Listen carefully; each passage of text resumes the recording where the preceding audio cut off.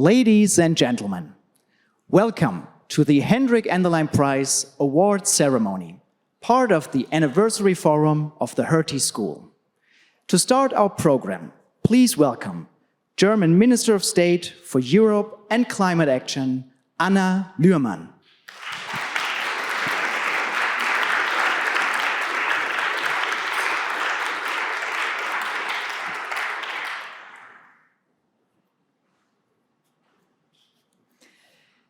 Dear Ambassador Delattre, dear Professor Woll, dear family and friends of Henrik Enderlein, dear prize winners and guests, I'm very pleased to welcome you to the third award ceremony of the Henrik Enderlein Prize. 2 days after these European elections, the message of Henrik Enderlein and of the prize is more important than ever. Henrik Enderlein was a fierce advocate for a strong, united and progressive European Union. This beautiful project is not self-evident. This became very obvious in these elections. We must fight for its future, and we will fight for its future. What we want to achieve with the presentation of this prize, and every year, is first to honor the memory of Henrik Enderlein. Second, we want to recall the value of a dialogue between the scientific community and the political decision-making. With this prize, we will reward outstanding contributions of young European scholars to the research and policy debate. The outcome of these European elections confirms again the political need for social science. How can we explain growing polarization? What can we do against it? How can we better protect our European democracy? These are important questions for our societies and also for me personally. With my French colleague Jean-Noël Barrot, who unfortunately cannot be here today, we have made the defense of democracy an important cornerstone and focus of our dialogue and cooperation. 2 weeks ago, on the occasion of the state visit of President Macron, we met civil society actors involved in the fight against disinformation. We agreed that a whole-of-society approach is necessary. That means that governments, media outlets, online platforms, civil society, and researchers all have to do their part. And this sounds a bit self-evident, but it's not, because we really need to do more, as we've learned again this Sunday. We must cooperate better also to develop solutions and scale them up to implement them. Third, we want to illustrate with the Enderlein Prize that the Franco-German cooperation is trustful and can be a contribution to the European Union, is a contribution to the European Union. This was another conviction of Henrik Enderlein for sure. The Franco-German cooperation is particularly deep and alive and fruitful these days.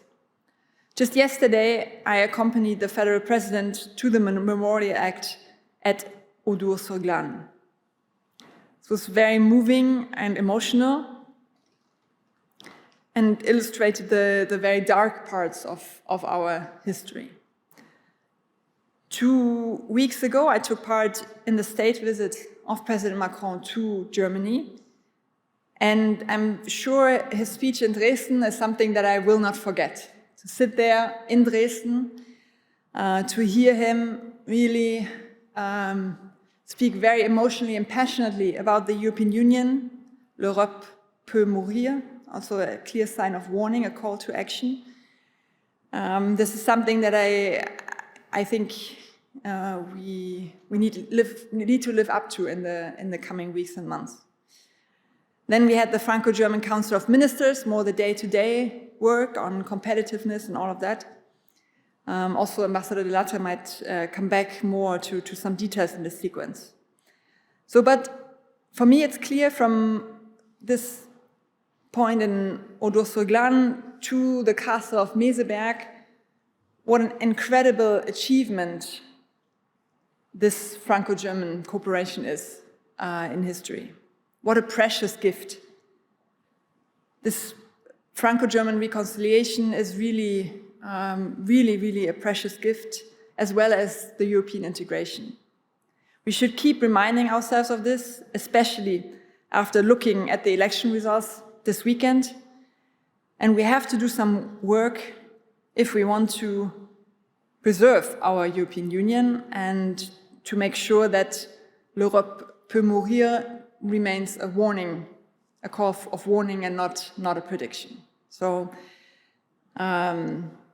together we can achieve this, and I think also your research testifies to that. Looking forward to reading some more of that and work together on a united Europe. Thank you.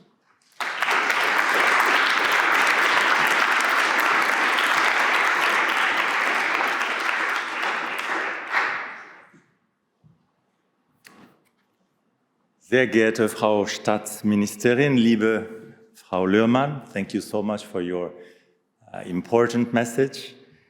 Chère Isabelle Enderlein, chère Madame, chère Monsieur, dear members of the Enderlein family, your presence means a lot to me and to all of us here tonight. Dear President of the Hertie School, chère Cornelia Woll, dear prize winners and members of the jury, ladies and gentlemen, it's a great pleasure for Aude Potier, my boss in real life, and for me to be here with you tonight for the third Henrik Enderlein Prize ceremony. And on behalf of the French Minister for Europe, Jean-Noël Barrot, who unfortunately couldn't be here this evening for the reasons you know, I'd like to start by thanking Cornelia Woll and the Hertie School for hosting us in such a wonderful way and congratulating them on the school's 20th anniversary. What a great success story indeed, chère Cornelia. President Macron said in his second Sorbonne speech at the end of April, and I quote, "To be European is to believe that there is essentially nothing more important than to be a free individual endowed with reason and knowledge," end quote. And I suspect, under your watch, Henrik Enderlein would have subscribed to that statement. As an outstanding academic and an engaged citizen, as a German Francophile and a passionate European. And I believe that the four pillars of the Enderlein Prize are two ministries, the embassy, the Hertie School, and Sciences Po, of which I happen to be a member of the board, can also adhere to this definition of a European. And I'm delighted also to see you representing Sciences Po, an institution that is, as I said, dear to my heart. In a Europe and a world where populists gain increasing traction, where scientific evidence is openly questioned and disinformation spreads at warp speed in social media, the Enderlein Prize underlines the importance of science and knowledge and respect of the truth to enlighten and inform political decisions.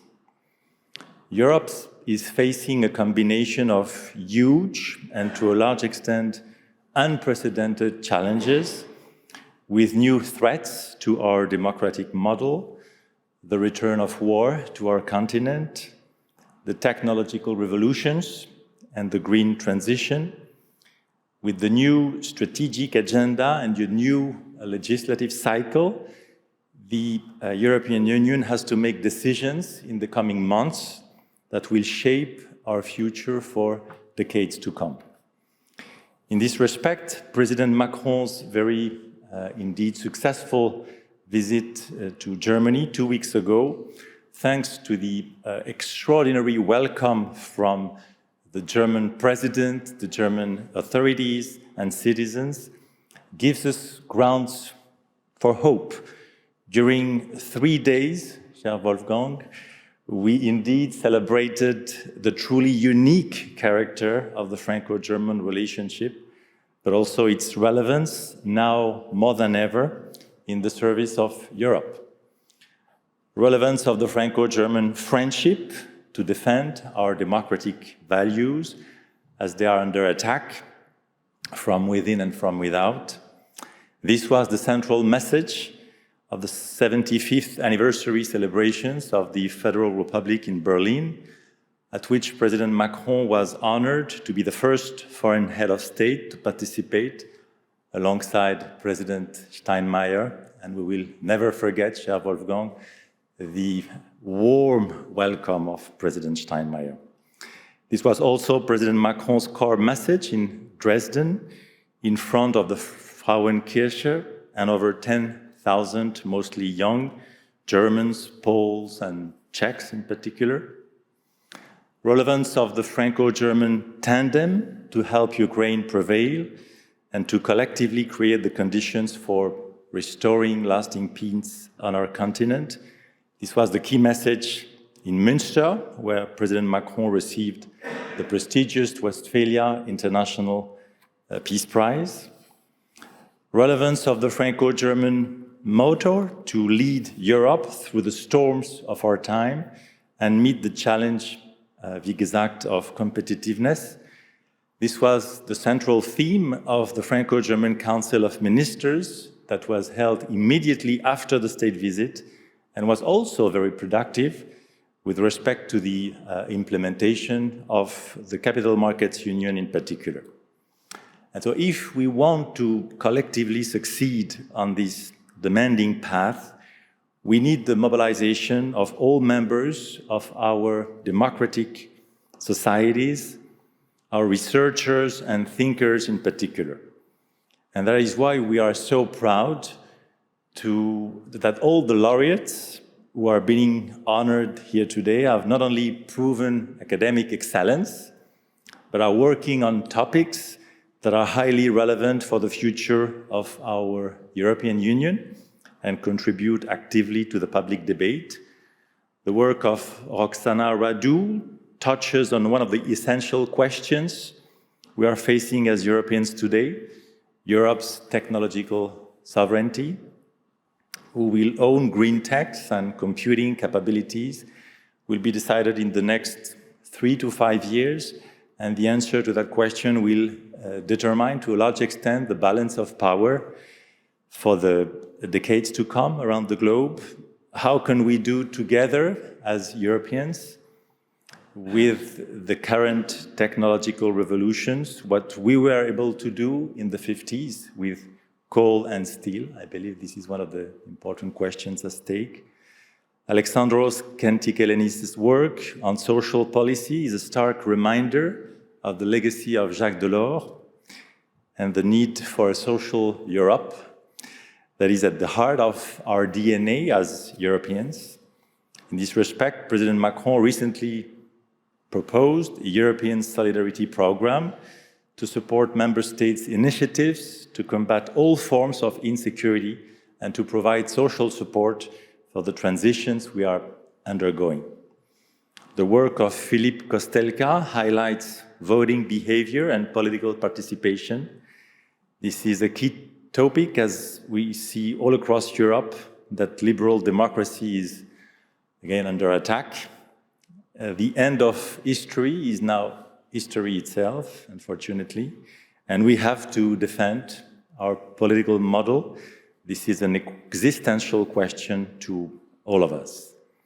You all share a passion for science and a passion for Europe, just like Henrik Enderlein, who continues to be dearly missed every single day by his family, of course, first and foremost, but also by his many, many friends around the globe and all the passionate Europeans, wherever they live, who have the honor of knowing him and continue to be inspired by his work and humanism.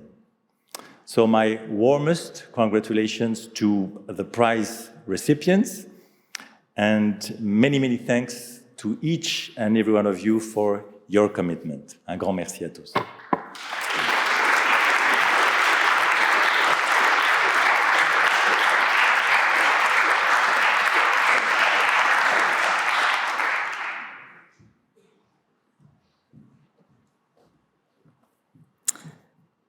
Frau Staatsministerin, sehr geehrte Anna Lührmann, Your Excellency, Ambassador François Delattre, dear Marie Azulus, Acting Vice President of International Affairs at Sciences Po, dear professors, colleagues and students, and most importantly, dear friends and dear family of Henrik Enderlein, Auge and Henrik, Isabel and Elias. I am so pleased to conclude 2 days of Hertie School celebrations with you tonight to honor the legacy of a person who has shaped so much of it.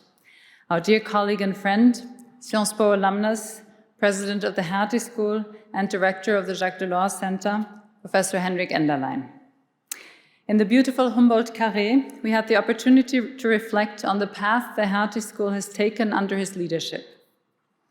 He left an indelible mark on our university as professor and president, as mentor and friend, but also on the European project. Henrik dedicated his life and work to Franco-German cooperation, which he believed was an essential foundation for progress towards peace and prosperity, as well as furthering European integration across the continent. He was also a strong believer in research at the service of society, seeking to bring academic knowledge outside the ivory tower and into the public realm.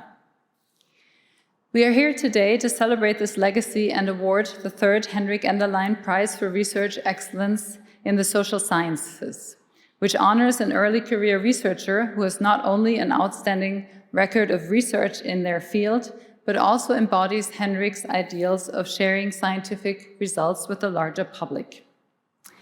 We would not be here today without the people who helped make this prize possible. Former French Secretary of State for European Affairs, Clément Beaune, and Minister of State Anna Lührmann initiated the Henrik Enderlein Prize. And as we celebrate its 3rd year, I would like to thank their incredible persistence to bring this award into existence.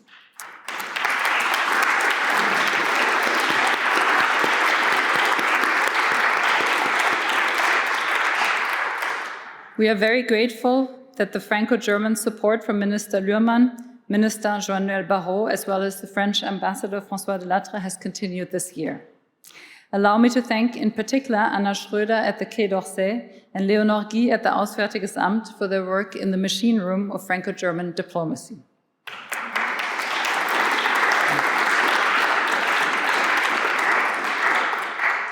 When Emmanuel Macron came to Berlin and met with students from the Jacques Delors Center and the Hertie School, his first words were for Henrik.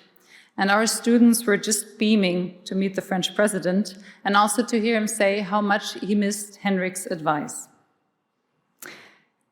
As in the past, we've been privileged to work with Les Echos and Handelsblatt to enable us to step out of our academic debates and appreciate the importance of communicating social science research for public debates. My gratitude also goes to my colleagues who've given generously of their time to read through the nominations and participate in the selection committee, as I'm speaking to you today, not as Hertie School president, but as president of this jury. And the jury includes Professor Dore Tjeva, University of Vienna, Professor Sergei Guriev, Sciences Po, Professor Turet Hustedt, Hertie School, Professor Jean Pisani-Ferry, who is both at the Hertie School and Sciences Po, and is everywhere, Professor Jakob Vogel, Sciences Po, alongside Anna Schröder and Leonor Guy. An additional thank you to the people who helped make this ceremony possible, and this includes both the teams at the Auswärtiges Amt and at the French Foreign Office, as well as Aude Poitier and her colleagues at the French Embassy in Berlin and the Hertie School's communications team. And I'd like to thank their director, Benjamin Stappenbeck, on behalf of everybody for the logistics of today's event. And a special word of thank you to Sarah Lawton-Gerlach, who has held all the strings together and made sure most things were not forgotten, or at least were caught as we moved along. Thank you so much, Sarah.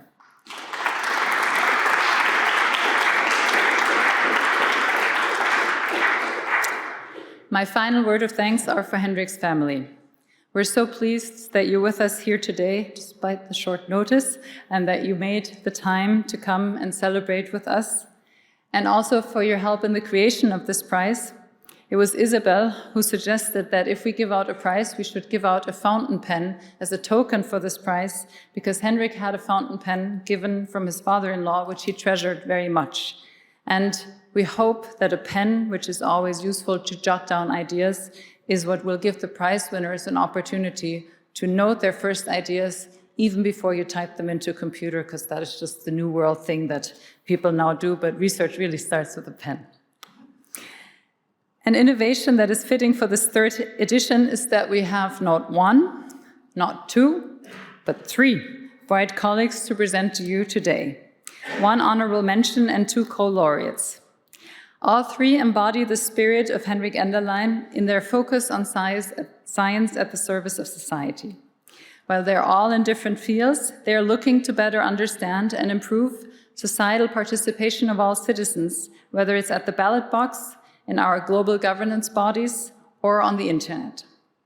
Before I reveal the co-laureates of this year's Enderlein Prize that you may have seen on stage when we took a picture, I will first announce the scholar who received the designation of honorable mention.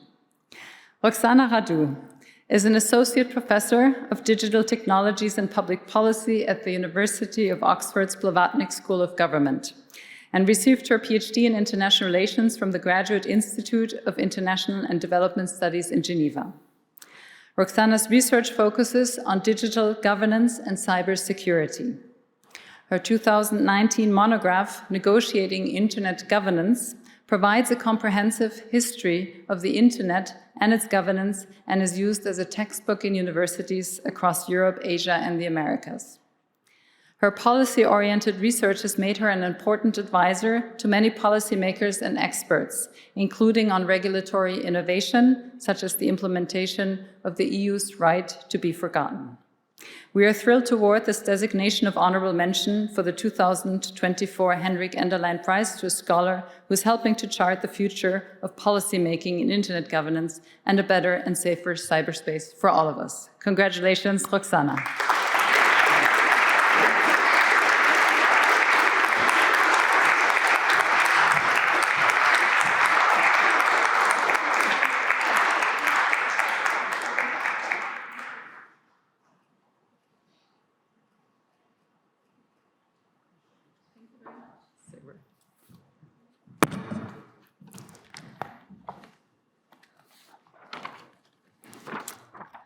Thank you very much. It's a very big honor to be here today, and I'm particularly pleased that I could make it for this award. I have a long history of not making it for award ceremonies, for circumstances beyond my control, dating back to primary school. I vividly remember the day I got ready for this end of school celebrations. I was getting a first prize. I was very, very excited. I got in the car and nothing. The car wouldn't start. Our family car, a Romanian Dacia, as old as I was, 10 years old, simply wouldn't start. So I stood there in the car, checking the time and thinking that I would be late for the ceremony. My dad got on the phone, trying to find transportation for us, but we never made it on time. He had spent all his money, our family has spent all the money on our education, not investing in the car.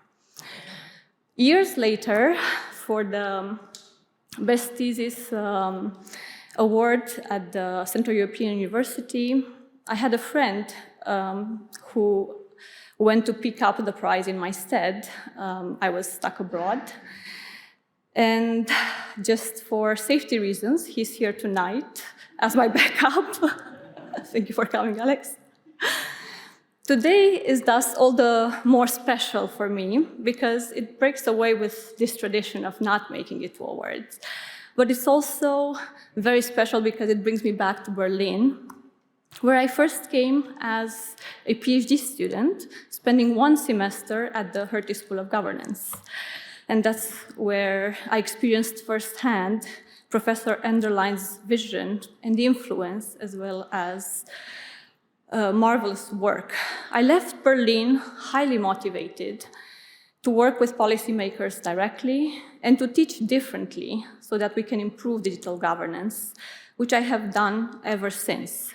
In my research, I covered the governance and regulation of the internet, the politics of participation, as well as the emergence of new rights and obligations.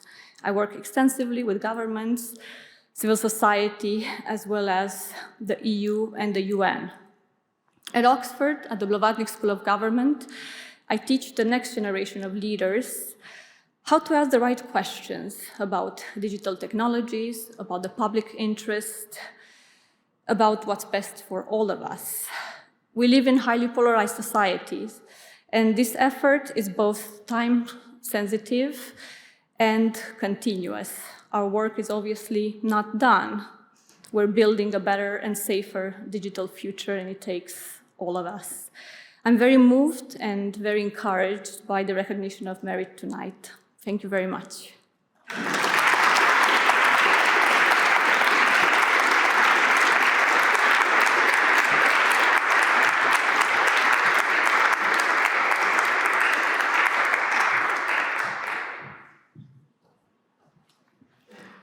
Thank you so much. I'm very happy you made it to this ceremony. You will have to slip out the door because it was a short notice call, and we make sure you get your flight, but it was wonderful to have you in place in person. And now to the winners. This year, in our pool of incredibly strong nominations, we had 2 scholars who stood out. In the discussions among the jury, their profiles and achievements were so remarkable that the selection committee decided to jointly award the prize this year to 2 researchers. And you have to imagine a selection committee of political scientists who are experts on voting. We had 3 different voting systems with points, and we could not split you up. So that shows you why you're here together. I will go in alphabetical order and first present the winner of the 2024 Henrik Enderlein Prize, that is Alexandros Kentekelenis. Alexandros is an associate professor of political economy and sociology at Bocconi University after earning his PhD in sociology from the University of Cambridge. His research agenda consists of diverse topics from political economy and globalization to international development and public health. Alexandros made a particular impact in policy making through his research on the consequences of austerity politics. In his work, he has provided strong evidence to argue for the strengthening of social protection schemes. This has been used by policymakers, scholars, and advocacy groups throughout Europe. He also currently serves as the Vice President of the National Center for Social Solidarity, situated in the Ministry of Labor and Social Affairs in his home country of Greece, the leading social policy organization in the country. And I have to say, before I met you, I knew nobody who worked on austerity politics and public health and the impact of austerity politics on public health. So I'm very happy that this research exists. His impressive research, as well as his work to improve social policy, clearly embody Henrik's ideals. And for this reason, we are very pleased to present you as one of the 2 co-laureates of this year's Henrik Enderlein Prize. Congratulations, Alexandros.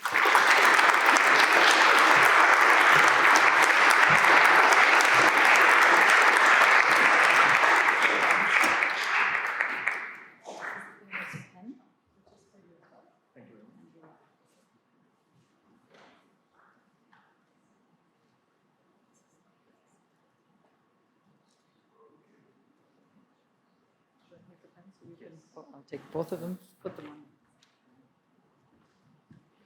on.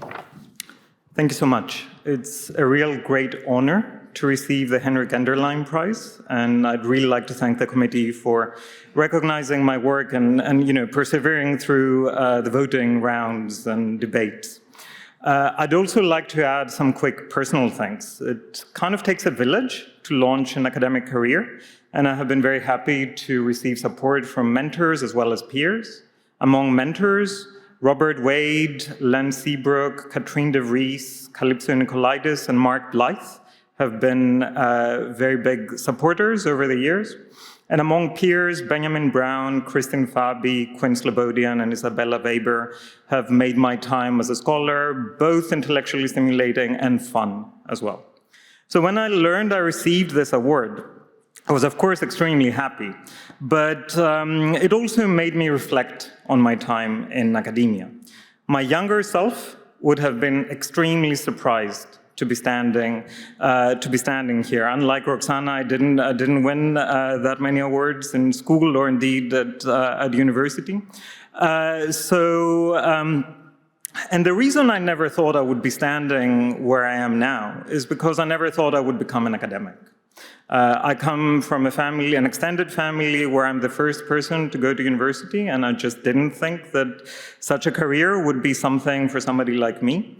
So when I graduated in political science from the University of Athens, I tried my luck in different careers. I was a journalist for a while. I spent 2 years working in think tanks. I was at the same time working as a freelance translator, and eventually I thought I would go into business. But the year was 2010. And for Greeks, this was the end of an era and the beginning of a very unfortunate period of economic collapse. So I saw the writing on the wall, and suddenly doing a PhD became very attractive.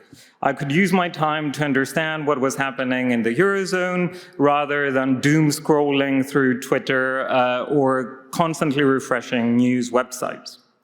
I was fortunate enough to be in the last cohort of people ever to be funded by the Greek state to pursue studies abroad, so I'm super grateful to them. So like that, I kind of became a reluctant academic. But doing a PhD and being supported by the Greek state while the country was in social and economic freefall, and most people I knew were either unemployed or going through severe hardship, made me think very hard about what kind of social scientist I could be or I should be. So the stakes behind my work were always a source of concern. There is this very common saying in academia, I've heard it too many times, I could even call it a level of defeatism, that the stakes in what we do are very low. We research, we publish, and then we do it again. I do not see it like that at all. The stakes for what we do are extremely high. If anything, looking at the world around us points to where we need social science, not only to inform policy, but also bring to light issues that otherwise remain hidden. From designing green transition policies to developing appropriate regulations for new technologies, that's Roxana's work, to combating entrenched inequalities, to dealing with aging societies, and so on. These are all topics where good social science can both elaborate on the policy options, but equally importantly, help expand the horizons of political possibility. So our duty in a way as social scientists is not only to elaborate on the causes of a certain phenomenon or on the consequences of some policy. We do that quite a lot. That's in a way the bread and butter of our work. But it's also to contribute to alternatives based on solid empirical evidence and keep these alternatives alive even in the context of unfavorable political environments. Keeping these ideas alive is a social process. It means investing time and energy in building institutions. It means collaborating with generations of students to help shape a different future. It means engaging with diverse publics and civil society. Which brings me back to the Henrik Enderlein Prize. I never met Professor Enderlein, even though I followed his writing and his career from afar. And it was always really inspiring for me because it checked all of those boxes, providing quite a high bar for those of us who try to follow in those footsteps. So receiving this prize is also a form of responsibility. After all, the prize is not only to recognize academic achievement, but also work that seeks to be socially relevant and contributes to social cohesion. In that sense, the results of the European elections that we've heard a lot about in the past couple of days really only provide cause for alarm. Social cohesion within countries and social solidarity across countries is rapidly eroding, while at the same time wealth and income inequalities are ballooning. And this status quo, of course, triggers the reactionary political expressions that we have seen. This is not inevitable, but directly linked to decades of misguided policies, from the gradual dismantling of welfare states to underinvestment in infrastructures, and from self-defeating fiscal policies to lagging industrial policies. Of course, to reverse these trends, social scientific scholarship alone can only take us so far. What is needed is to incorporate reforms into a comprehensive vision of social transformation. The former German Chancellor, Helmut Schmidt, is often approvingly quoted by saying that people with visions should go to the doctor. My own thinking could not be further removed from such a worldview. I see our role as social scientists precisely to generate, publish, and communicate evidence supporting visions of equitable social transformations. Simultaneously, however, we have a duty to work to discredit visions that lead our societies down a path of deepening inequalities, racism, and xenophobia. This is not because of philosophical objections with such visions, even though we should have many philosophical objections, but it is primarily because all available evidence points to the fact that more closed societies are simply less successful societies. Vielen Dank für diesen Preis.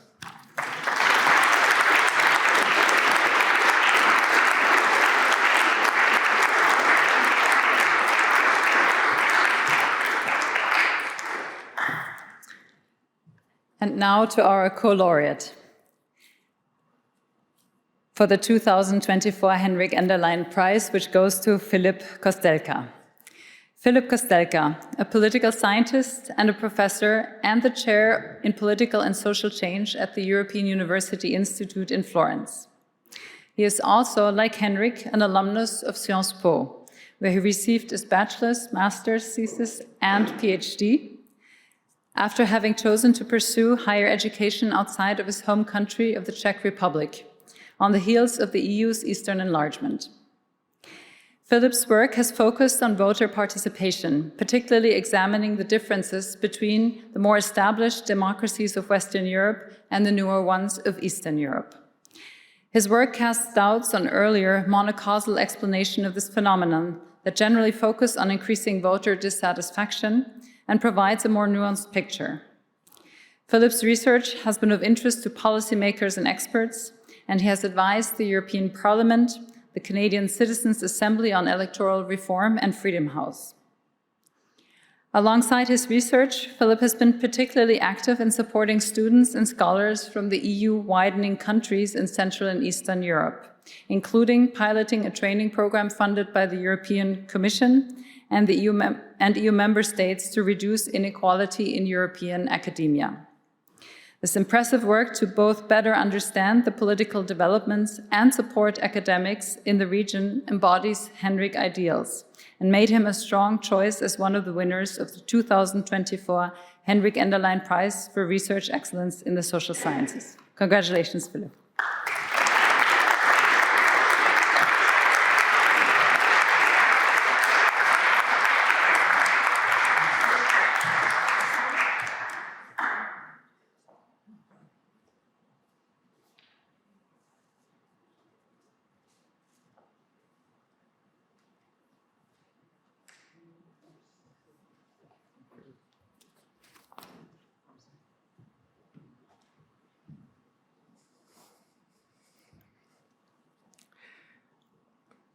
Dear Minister, Ambassador, President of the Hertie School, professors, members of Henrik Enderlein's family, students, dear all. First, let me thank Professor Woll for her kind and very generous introduction. I'm very honored and humbled to receive this prize together with such impressive co-awardees. Henrik Enderlein was a great scholar, a great political economist, and I wouldn't dare to compare myself with him. I wish I had his expertise on fiscal policy, but unfortunately I don't. This said, I do share with him his values and his commitment to produce research that aims to help democracy work. I would like to discuss two motivations for my research and public engagement. Since my doctoral training, I have tried to understand citizen participation and especially electoral participation. What drives voter turnout? How can we enhance citizen participation in democratic regimes? These are fundamental questions. Research shows that when citizen participation is low, it is always unequal and socio-economically biased. This is one of the strongest regularities in contemporary democratic politics. So how can we increase voter turnout? One of the answers to the question that I found is that we need to be realistic. We need to tailor democratic institutions to real human beings and not imaginary, idealized representations of democratic citizens. Among other things, this means to keep citizen or demands on citizen participation reasonable. And at the same time, and this is really important, without reducing citizen choice. One way to achieve this is to combine different types of elections on a single day to reduce election frequency, which is one of the killers of citizens' electoral participation. The other motivation that I would like to discuss intimately relates to my country of origin and the region of Central and Eastern Europe. I was born in a dictatorship. I was born in a country occupied by the Soviet army. And that's one of the reasons why I cannot be quiet that when the criminal invasion of the Kremlin against Ukraine is misinterpreted by pundits, or sometimes, sadly, even by realist scholars in international relations. This said, my generation was fortunate to experience one of the most amazing transformations in the history of mankind.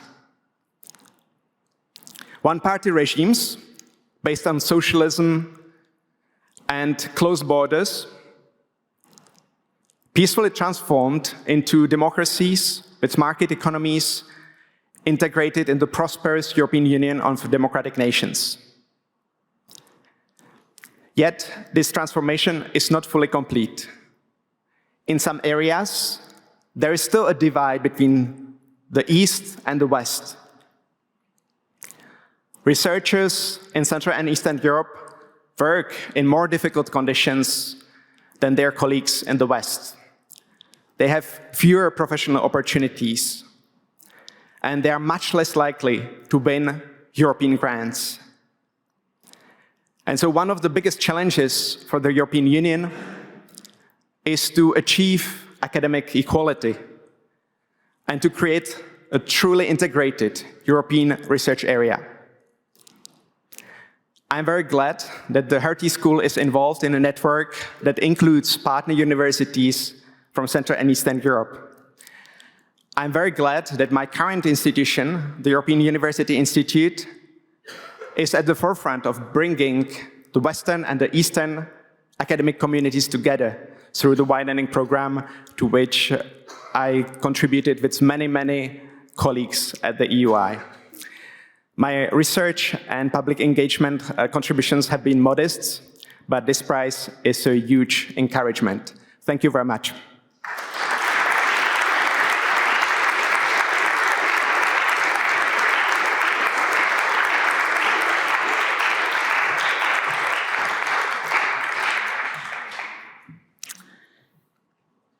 Ladies and gentlemen, dear friends, we have committed to honoring Henrik's work as professor, researcher, and policy innovator with this prize, and I'm incredibly proud to conclude this third edition at the occasion of our anniversary celebration of the Hertie School, and also to close our anniversary celebration with the memory of our dear friend. Those who knew Henrik well know that 2024 would have been the year of a round birthday for him as well. On September 13th, he would have turned 50. Friends of Henrik have suggested that we celebrate Henrik's legacy at this occasion, at the occasion of his birthday, with a specific fundraising campaign that would help to support the ideals he cherished, and in particular to help support one of his babies, the Jacques Delors Center, if I may call it that, and our students, which are the two things he cared so deeply for in his work at the Hertie School. If you're interested in contributing, find out more by picking up some of the flyers so you have our contact information, and we will reach out to you, of course, with further information.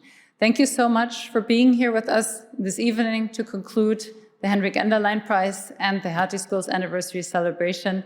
And now please join us for a last glass of wine so we can raise it and celebrate all these very good and important contributions in research and everything that has been achieved at the Hertie School. Thank you so much.